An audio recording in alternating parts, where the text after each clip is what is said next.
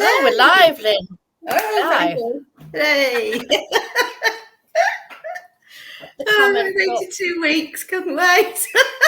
2 weeks. Like that, really. I've been running around this morning trying to get me bloody shit together.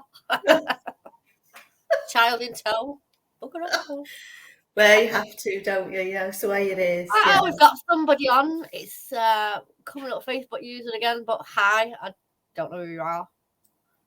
What do they have to do, Annette? They have to accept. What is it? Yeah, you have to accept the StreamYard thing when it comes on with your name and what have you to put your name on. Yeah. It tells you when you go in StreamYard wants this. You have to say it.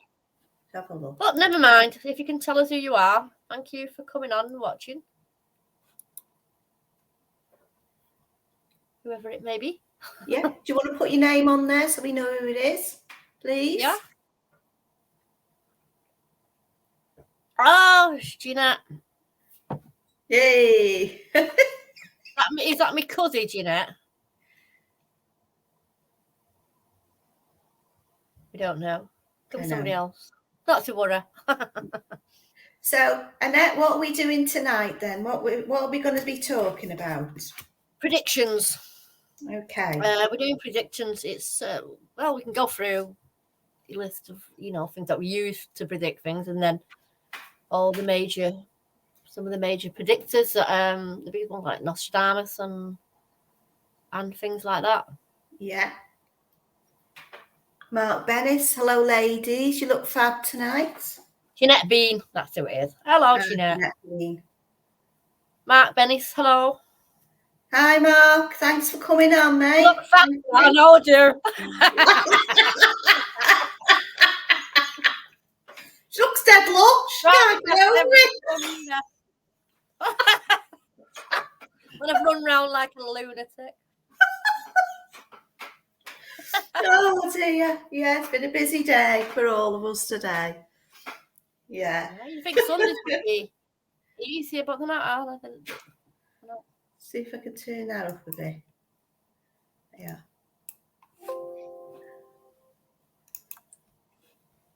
Right, then, should we talk about your devices for divination? Yeah. Divination, yeah. Right. Well, predictions, isn't it?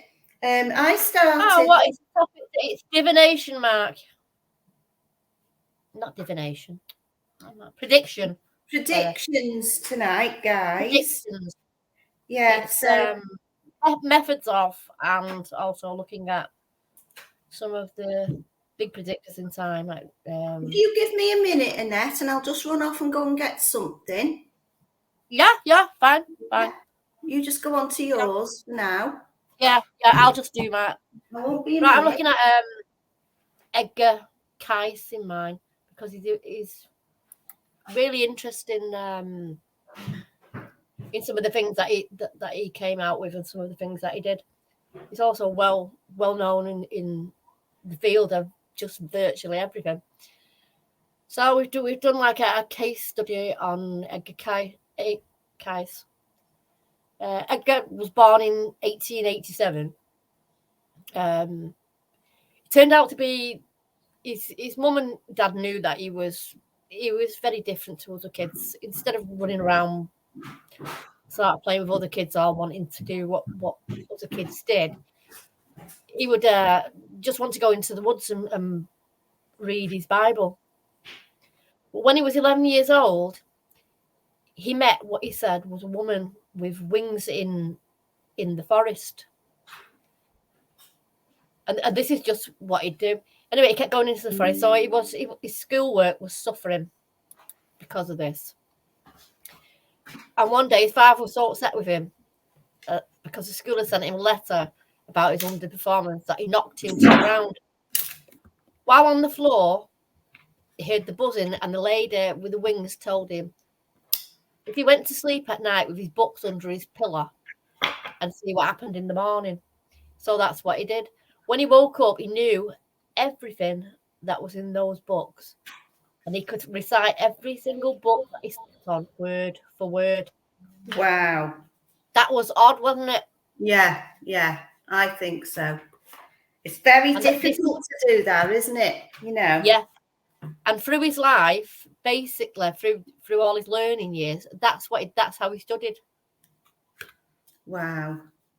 Unbelievable. And he could get up, and he was a model pupil. Well, he'd have been a good actor, because when you think about it, actors have to do that, don't they? They've got to have really good memories. Oh yeah. But you couldn't. How could he possibly remember every book word for word? Yeah. I mean, I could read one all of last week and this week. I won't be able to remember a bloody word that was in it. Airbrain, stupid. Some things happened yesterday. I'm sorry, but they're not there anymore. It comes with age, doesn't it? It does. Lots of oils. Make sure you've got Primrose oil for good strength. More than oil, Lynn. I need a starter motor to go with it. Jump leads. Yeah. Bit of electricity.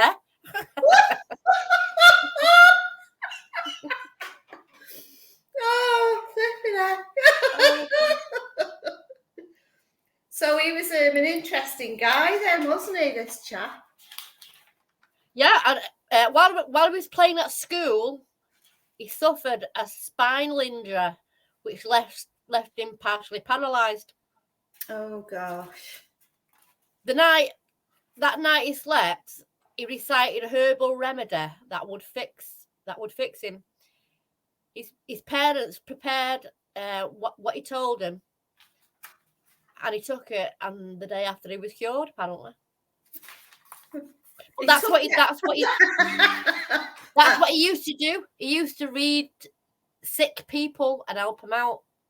And apparently, he was really good at it. Yeah.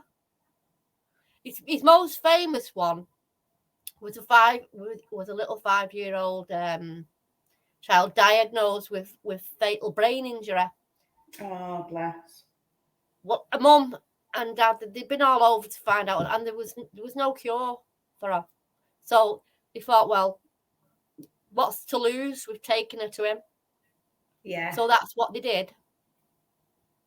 And he diagnosed not a brain injury, but spinal injury, and proposed readjustment. And within a few months, she'd recovered and she was fine. Wow. It was then that all the letters came. That's when he got famous, because all the letters started pouring in. Yeah. For the next 4 years, he gave thousands of readings and helped thousands of people. Well, I bet he made some money on that, didn't he? Right, he must have. He must have, mustn't he? Very, very interesting. It wasn't just medical diagnosis. He did make a lot of predictions about things that were going to go on in the world as well, which we'll get to a little later on, I think. Yeah. So some people use the more common ways of predicting incidents and futures. So they say, always open-minded. So they say, like, people use scrying. Have you ever done scrying? Yeah, I have. I will not buy a second-hand mirror. No way. Never buy a second-hand mirror, because you don't know. If it's an old mirror, anyway, you don't know how old it is. You don't know where it's been, what it's witnessed. Because a lot of mirrors, really old ones, they used to get made out of ground up and melted sand. Yeah, that's right. So what you find in sand is lots of quartz. Yeah, that's right. It's crystal. Yeah, it's a drawer, isn't it? Yeah, and quartz holds energies. Yeah. And it's been known to hold energies from the past. So when you're looking and trying to scry into an old mirror, not always, you don't know what's happened. No, you don't. you know, and you don't know what's going to come through and what that mirror is actually holding, what it's holding there. So that's one type. I've done scrying. I don't do it very often, only if I go to somewhere big, but it's very rare I do that.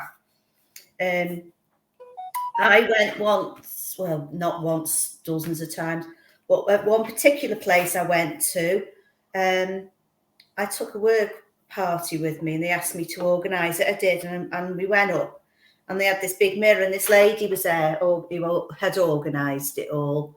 And she was telling everybody how to scry. Now, when I was stood back, because I've been there, seen it, done it, and they wanted me to show them, they wanted me to let them, and I was quite happy to let them have the experience, because I think it's important that people experience things. So this lady, and she was, she'd been doing it for many years, very experienced medium psychic. She knew her stuff, very good girl. And what she done with these people, well, she held this torch under the face. So when the torch was holding up, a beam of light was going over the face, and it was quite dark in there. It alters your face. Oh, transfiguration. Yeah, it alters, and that's I think. I mean, you'll always find me saying, you know, some things, they do happen, but there's always sometimes things help it on its way. So I was watching these people putting this torch on the face and looking in the mirror, and she said, look at your forehead in the mirror, just concentrate on your forehead.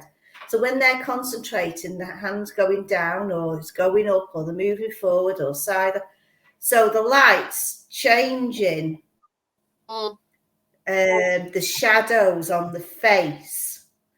So, and I was quite interested in how this woman was putting it across to people, and I thought it was really, really good. Thanks, Mark. Thanks, Mark. So, when this was going on, different people were going up, and and I couldn't believe what I was watching. Seriously, now they were changing. I've never seen nothing like that since ever, right? They were changing. Now, one of my she's not old, one of my managers who was with us then, she'd never been to nothing like that before. She wanted to go. I said, well, go on. So she gets on and she puts the torch up and she's looking at the spot on her forehead. And then this man walks in from the side mirror. He walks in straight up to her. She looked like him. She dropped in shock. She dropped the torch. Yeah, you would, wouldn't you? And she ran off screaming. We had to bring her back, like she was petrified. Never seen that before. That was a really good mirror. That was spot on, that was. And I went on. I looked like a little fat little boy. Yeah, Tim. Right. It's this little fat boy. I thought that was hysterical. I have an interesting mirror here. I don't know if you'll be able to actually see this on screen or not. Maybe you will, maybe you won't. But can you see that? What is it? That's in the mirror. Can you see the dog? There, if you look. Oh, yes. Well, that's in the mirror. I don't have a black dog. Oh. So it showed itself. Yeah, it's a good picture. Yeah, it's not the only one as well. If you Mark look at Benny said, go closer. That one as well. Go closer, Mark said. It's just going brighter, isn't it, when you go closer? Yeah. Oh, yeah. Can you see it? It's lying down now. Yeah. Yeah, it's a black dog. I don't know. I've not got a black dog. So what mirror is this then, Annette? This is the mirror that when I was with Laurie before he passed away, this mirror was in his house. And he always, when his last few days, when he was alive, he used to say to me, "The signs are in the mirrors," which was odd. So I brought them. I brought them with me, Yeah. and you get all oddities in there. So it's weird. And you It's weird, have, isn't it? yeah, you Yeah. have. Oh Are they yeah. old mirrors? No, I wouldn't say they were that old. I wouldn't say they're that old. So I don't know. Well, I mean, where did it come from? It's just Well, he wasn't telling fibs, was he? no, he wasn't telling. No, fibs, he he was wasn't telling fibs. He was telling you straight up on that one. Yeah. Yeah, Yeah. in a roundabout way. In a roundabout way, yeah. So yeah, that's mirrors. I mean, when we were when I was a young teenager, did I ever tell you the story about my mum's mirror? No. Right, my mum had this mirror, right? She found it in the attic when we moved into the house. We didn't like it, but we never had anything, you know. So she gets this mirror down, sticks it over the fire. It was only about that big and thin. An old rubbishy frame on it. But she used to, every morning, what she used to do, right? She used to have a wash, come downstairs, go to the mirror, brush her hair. Everything was on the mantle, right? Brush and everything. Brushed her hair. She put a scarf on. Get a red lippy on. Never had her teeth in, but she... And she put a lippy on, right? She'd go outside, she'd look down the road for her mates, because they used to gossip on the street, you know, all the women. Oh, no. I remember my mum couldn't whistle. She couldn't whistle, so she'd go, woo! And her mate would go, woo! So that was the trigger. That was the trigger for her to go down, right? But this mirror, we ended up getting rid of it. And well, I'll tell you the rest of the story. The lipstick. We played a trick on her. My eldest sister played a trick on her. We were there and she said, don't say nothing to right then. So she hid the mirror. Right. All right. She hear her getting up. She come downstairs. She went in front of the fire where the mantle is. She brushed her hair, looking at the mirror that's up there. Brushed her hair, put a scarf on, got a lippy, went outside. Woo! She had a woo! So she goes off talking down the street. But she didn't realise the mirror wasn't there. That's crap, isn't it? But eventually we got rid of the mirror eventually because Lynn, that's just cruel. She said there was red eyes staring out at her from this mirror. So Mark Bennis, I missed that, Annette. Sorry, I was typing. Is he on about the pictures? Yeah. What you'll have to do is try and get up. There's what? Oh, why does it keep going on? Go up a bit, like that. That's it. Can you see it? It's got a white light straight through it, so it's gone off. But what you'll have to do is try and get it for next time and put it up. Yeah. So people can see it, because it's interesting. Yeah, I will do. I'll put it up. It's a shame I can't put it in here, but I can't. But... Yeah. So this mirror went missing in the end because there was red eyes looking out at my sister, and it frightened her, so she got rid of it. I can actually see an eye top right. Yeah. There's another one, and it's the second one. It's sort of lying down, looking up.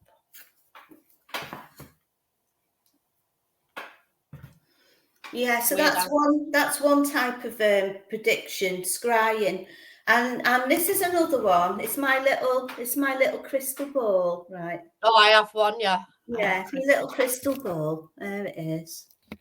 I've not used it. It's just I should do, but I suppose it's a little bit like scrying in the mirror, but also when you get yourself fixed in and you go through that grey smoke, Yeah. once you get onto it, and you should be able to see things. So I'm going to have a go at doing that, actually. It'd be quite interesting. Yeah. So Yeah. that's my, I've got a bigger one, but that's my thing I little found. ball. A little ball. That's a little ball. I have got a big ball, but I've got that one in the cupboard. Enough of that. No.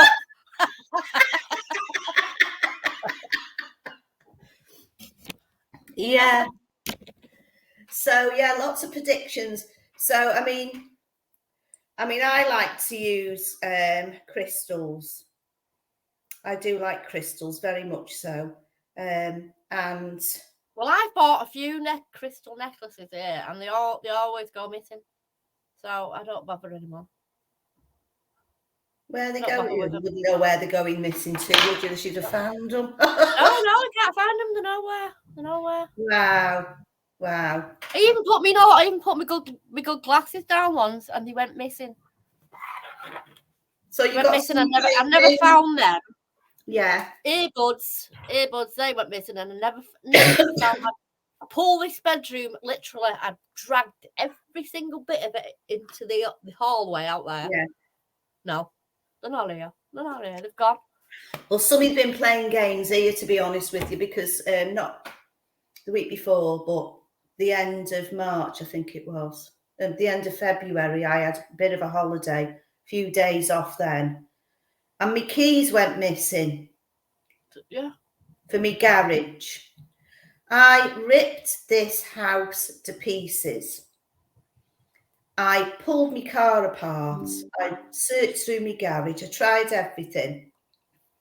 And the day, in fact, it stopped me from doing anything on my holiday. Stopped everything, right? Couldn't do anything because the stuff I wanted was in the garage. Yeah, it seems to be everything that you really, things that you need, don't it? Yeah. Things that are going to piss your day off, basically. Well, it pissed my day off because I found them. I found them about 6 o'clock the evening before I went back to work, and I went through the car again. I stripped it down. I pulled everything out the boot, which I had done before. It wasn't there. But then you've got the board. You've got a board, haven't you, over you?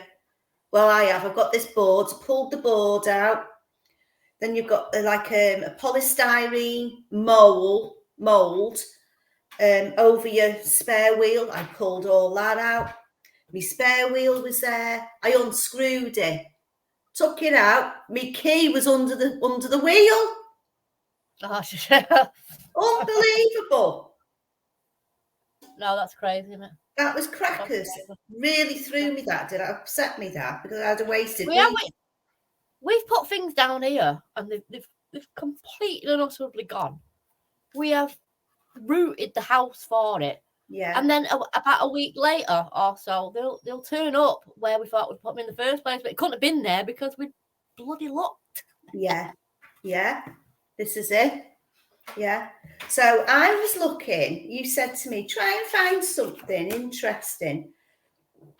Excuse me.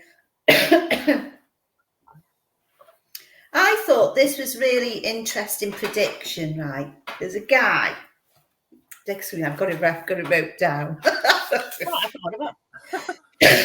There's a guy, or was a guy, called Morgan Robertson, and he predicted the sinking of the Titanic and all the disaster. He predicted it in 1898. He predicted this. And what it was, he published a novel, and the novel was named Futility or the Wreck of the Titan. Right. And it was a story of a fictional ocean liner in 1898 called the Titan, which sinks in the North Atlantic Ocean after striking an iceberg. Right. Wow. So that's a bit interesting, isn't it? Sounds very familiar. 14 years later, the events of Robertson's book were mirrored almost exactly with the 1912 sinking of RMS Titanic, which saw 1,503 people perish. Yeah. Morgan Robertson denied accusations of clairvoyance, protesting the similarities were only the result of his extensive knowledge of shipbuilding and maritime trends. So I think that was for somebody to write a book like that, and then it all happened. What's going on, you know?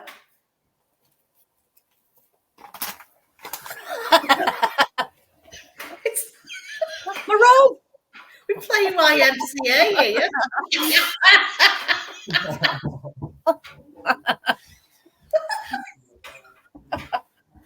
I told you we're doing it live. Go away.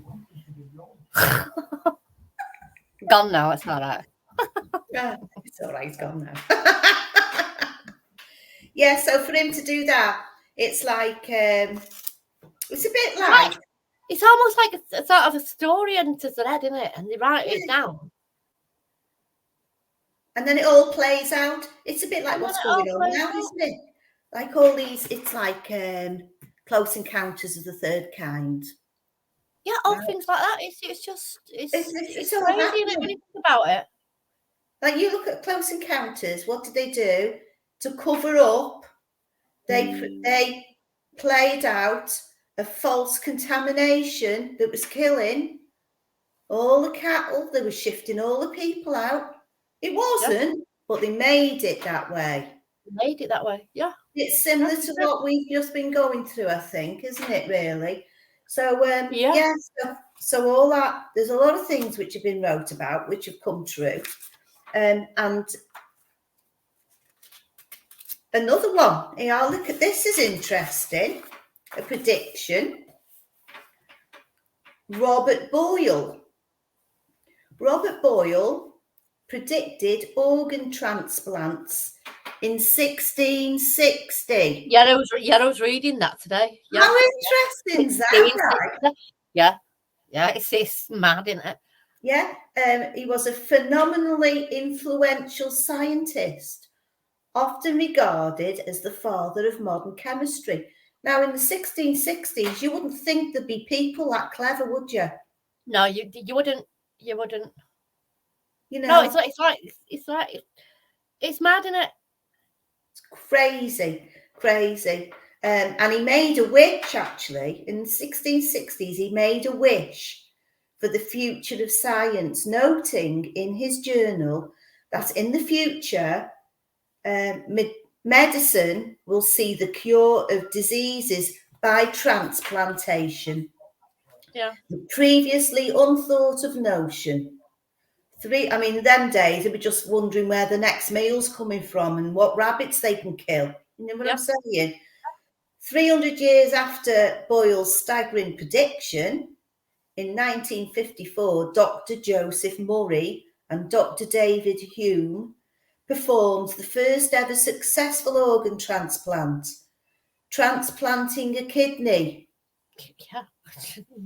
Yeah. It's crackers. Absolutely crackers. What was that other one? Oh, do you know what? I didn't know this. Listen to this. Is the weirdest thing. Let me just have a little sip. Weirdest thing that I've read, actually. Excuse me. Mark Twain. Do you know anything about Mark Twain? I was sure I was reading something about him earlier on. Right, Mark Twain. Right, he predicted his own death. Now you wouldn't have thought that, would you? So in his 1909 autobiography, the American literacy icon Mark Twain made a prediction which was the timing of his own death. Now listen to this. This is freaky. He was born on the 30th of November, 1835, shortly after Halley's Comet had come into visibility from the Earth.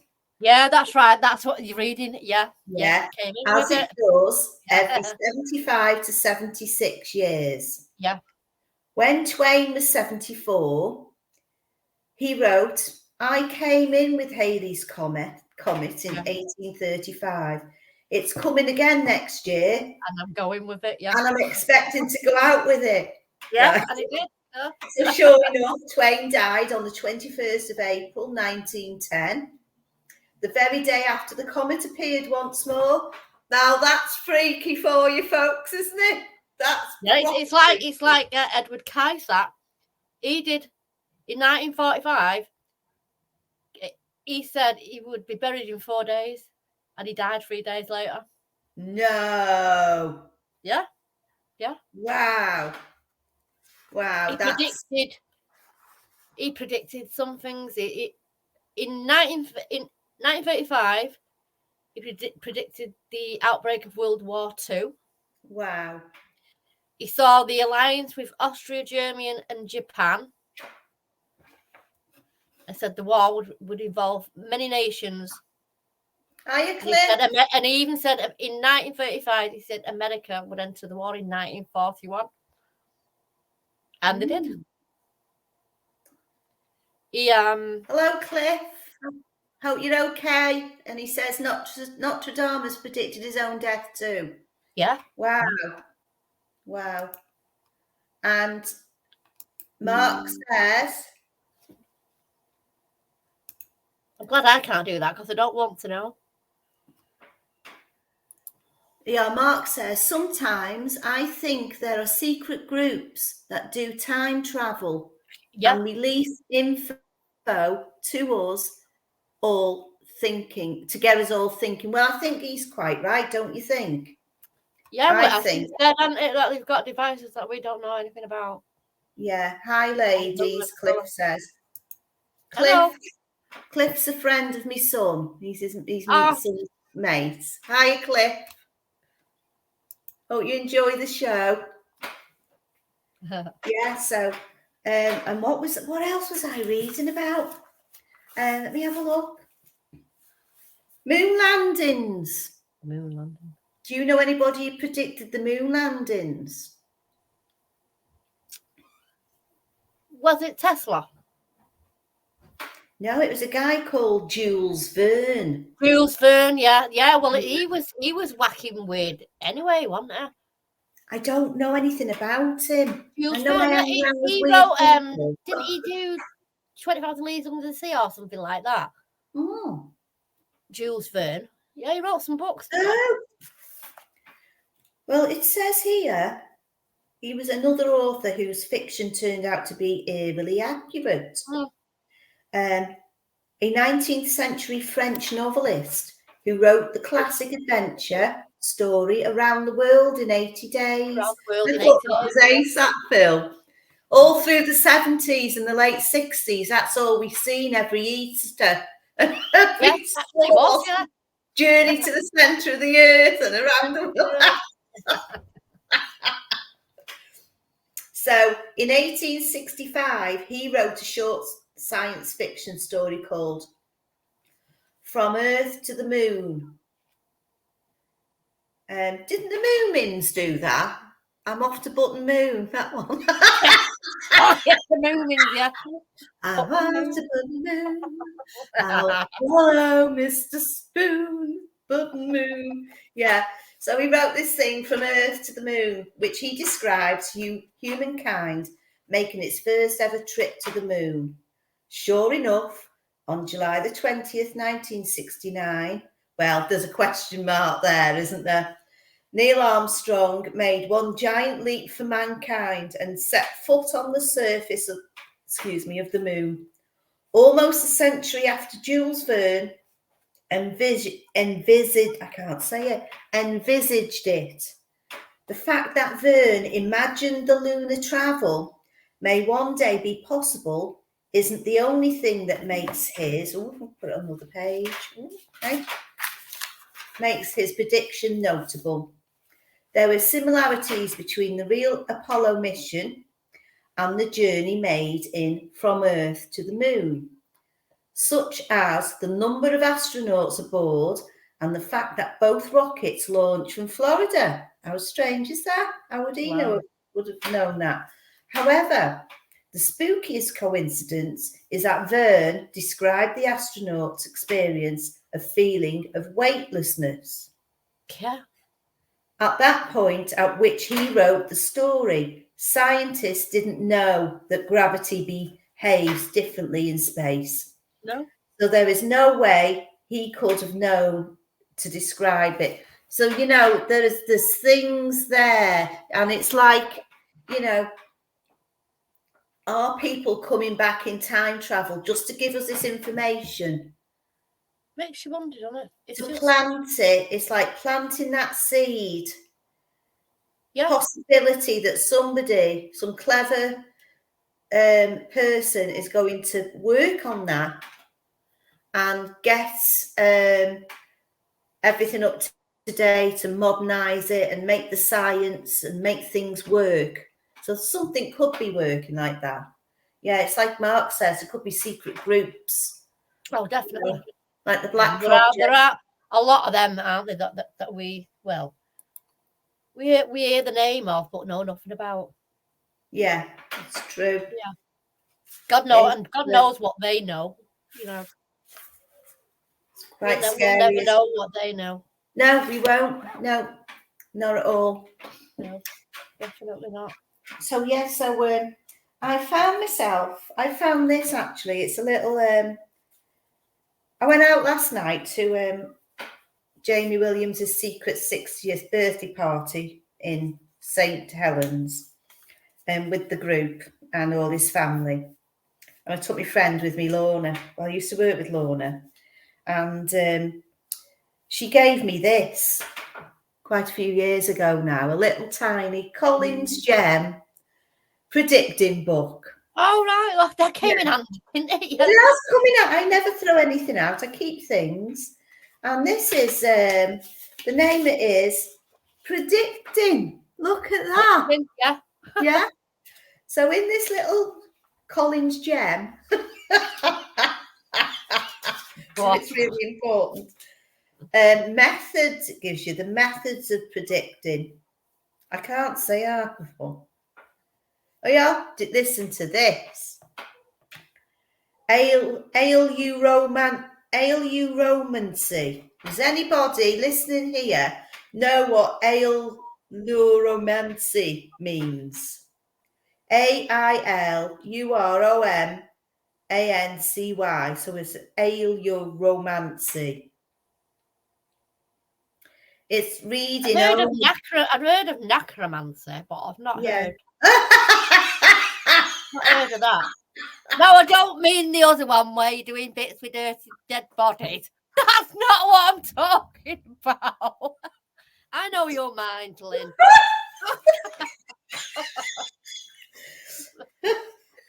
We won't go on that one.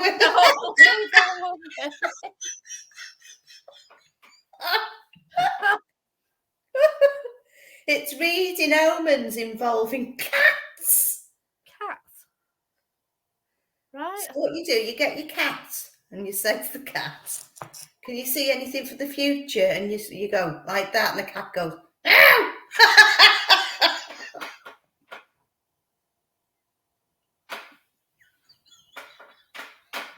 That's me just being daft. That's me. Ignore me, people. Ignore me.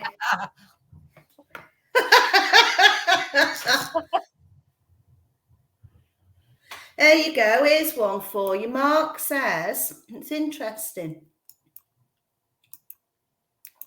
Right, Mark says, do you think or suspect that we are all under some sort of mind control? Why is it so hard for us to travel in outer space? Or are we all destined to never get off this planet alive? I mean, why are we not in a serious rush to feel the freedom to travel in outer space. Just thinking, everyone. So, you know, he's got a good point there. A lot of people...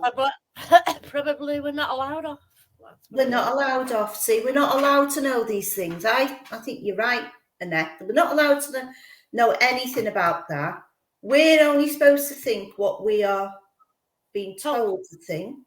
You're not allowed to think for yourself. And if you do think for yourself, you're called a troublemaker. Yeah. Which really, I think it's good to think for yourself, because you're open-minded and you can think outside the box. That's what I think with that question, it is a good question. I mean, that's sort of I don't know whether he's into David Icke or not, but I think a lot of what David Icke says can answer that question. Yeah, I mean, you look right. I like David Icke. I think he's really good. Yeah, I do, to be honest with you. I like, he's interesting. Let's put it that way. He's very interesting. He's come out with some stuff that's unbelievable. I mean, he was talking about what's going on now years ago. Yeah, he was, wasn't he? Talk about people that see things that are coming in the future. I'd say he was a very big one. Yeah, he knows what he's on about. He must feel threatened, mustn't he? Or, you know, be scared for the stuff he's coming out with, and he's spot on. Oh, absolutely spot on. It's a great question to ask. Yeah, it is, absolutely. See, Mark says he always listens, and he's very open to everything. Yeah, I listen to everything too. I do. Yeah, I have my own opinion in it, and it's not what most people would want to hear. But so, as you know, Lynn, I've been banned off Facebook umpteen times, but yeah, you know. So Mark, where is it? Mark? No, we've got a Facebook user. Whoever you are, hello, Nigel. Hello, Nigel. Hello. Cliff says, once we start school, then we are conditioned. Spot on. Spot on there, Cliff. Yeah, you learn to get in a line. Oh, Copy what's on a board. Yeah. And do what's told. And isn't it funny? When the kids come home, I don't know whether you had this, Annette, right? Your kids come home and they go wild. Yeah. And you think, oh my God, I hope they haven't been like that in school, right? You go and see the teachers about them and they are good as gold. Why are they good as gold? Because if you don't do that, you're not having that. Yeah. Yeah. It's a form of blackmail, really, isn't it? Conditioning. I think we were a bit more, well, no, I was going to say a bit more control, but these days, I mean, they've got all wacky crap coming on them, haven't they? Yeah. They're doing it a different way now from what they did it to us. Yeah, we used to get leathered, I must say. Oh, yeah. And, you know, some people who may be possibly listening to this, they're not going to be shocked, to be honest with you. But I've been smacked by a ruler and slapped with a slipper. I had the cane when I was 5 years old, and I had the cane because my friend had bought this lucky bags. Remember the little lucky bags with the sweets and the little toys in? Yeah. So I wasn't allowed to have a lucky bag only once a week, right, on a Friday. So she used to bring one in every day into school, and she was collecting these little saucers and teacups, little plastic ones like that. And I remember at the time, it was so hot, and she was going into the boys and girls toilets them days when the Ark was still here, in the black and white days. The toilets were separate outside, so the boys were one side and the girls were the other. Yeah. And she was going into the spare toilet on the top of where the girls was, filling the little cups up. It's only like that, right? Filling the little cups up, coming out and throwing it on people. But they liked it because it was hot. Yeah. Yeah. So she said, do you want to have a go? I said, yeah, go on then. So I went and I took it. It went like that. And the teacher come out and support you. I got the cane for it. Oh, yeah.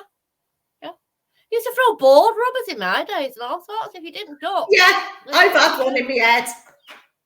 Yeah. I can remember I was younger. So when it got to about 15, they'd come in because when we went on PE, we used to stick a fag down your bra and your matches. And you'd run off on the reses and you sit.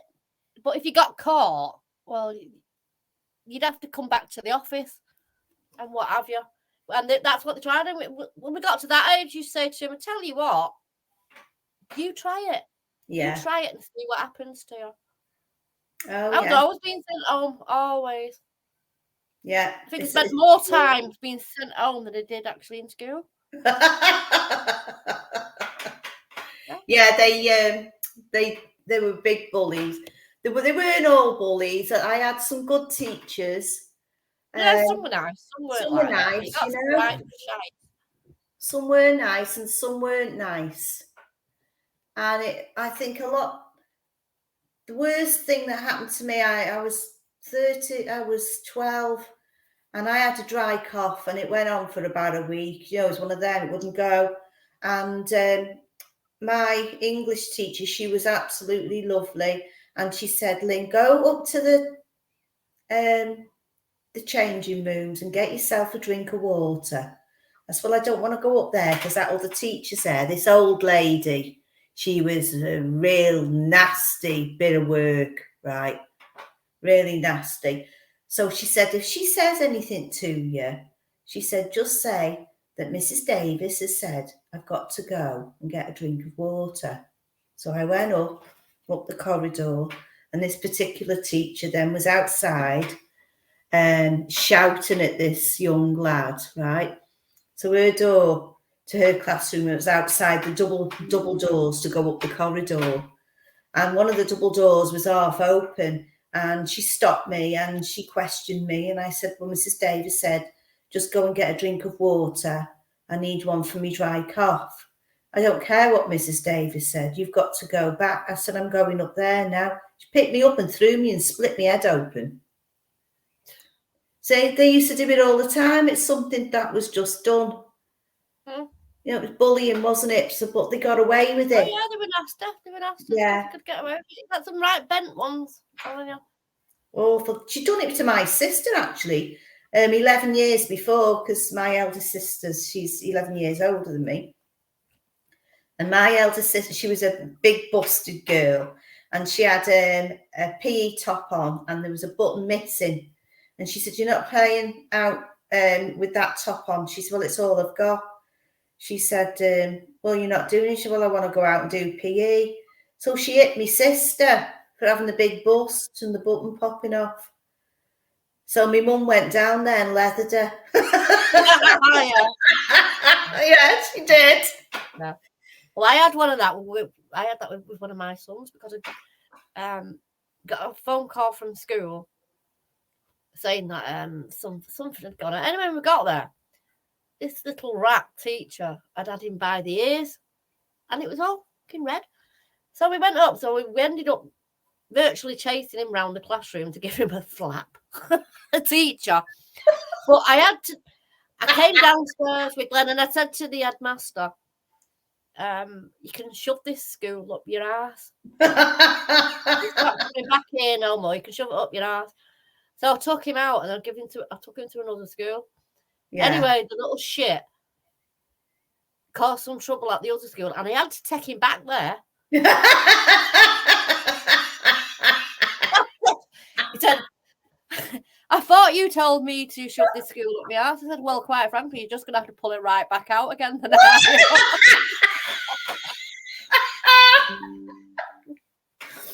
Oh, yeah. So, Cliff, right, you're right. Today, most governments create fear.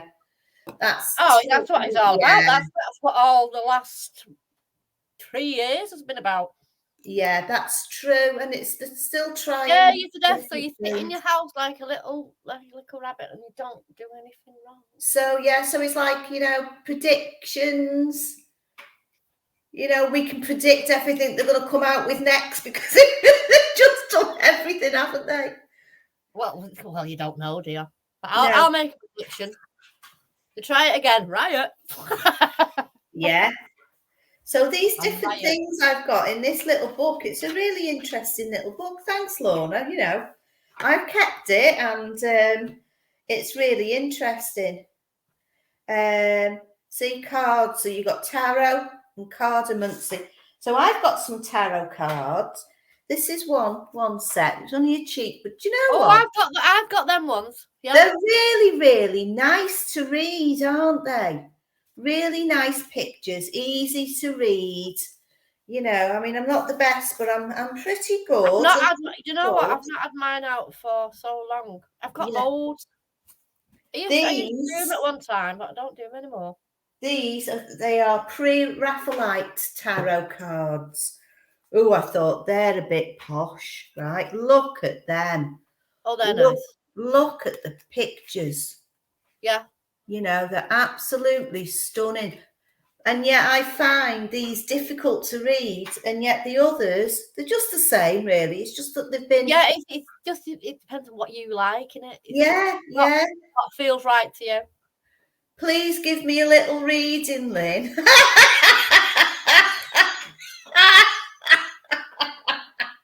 We'll do that on another night. We'll sort out a night for that. Yeah, we will. We'll do that on another night. That'll be a good really boy fun. And don't get thrown off Facebook.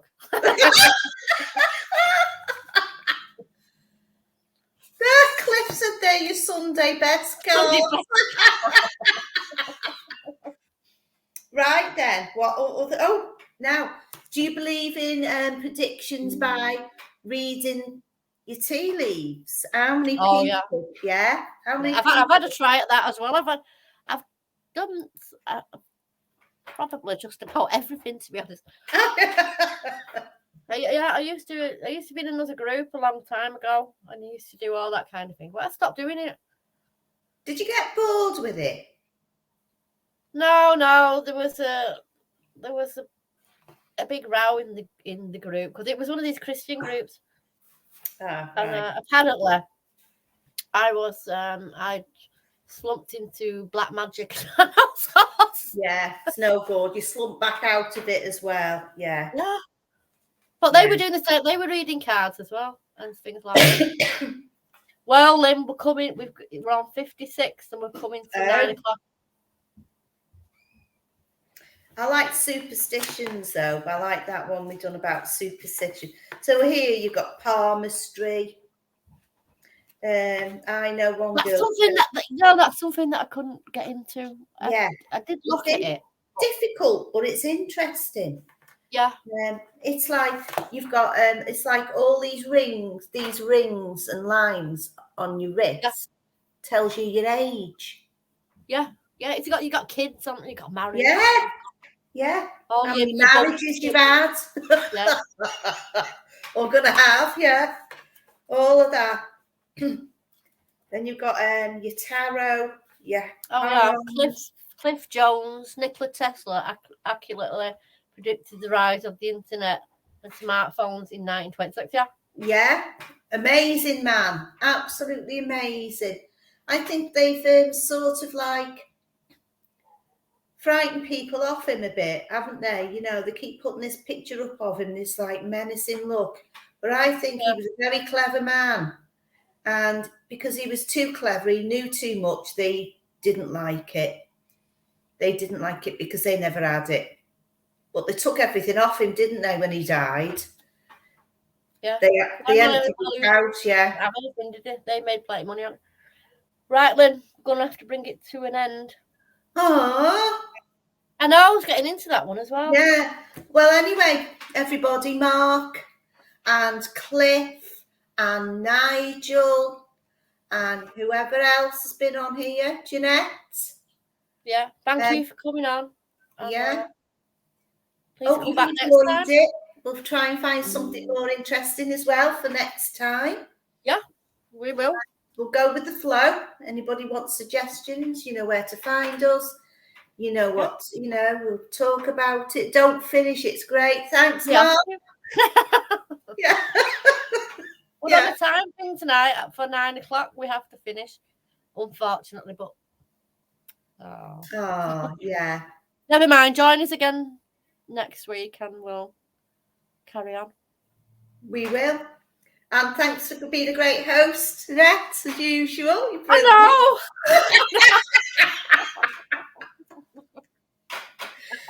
Oh, great. It's lovely. Right, Lovely. Gonna say Well worth the wait. good night.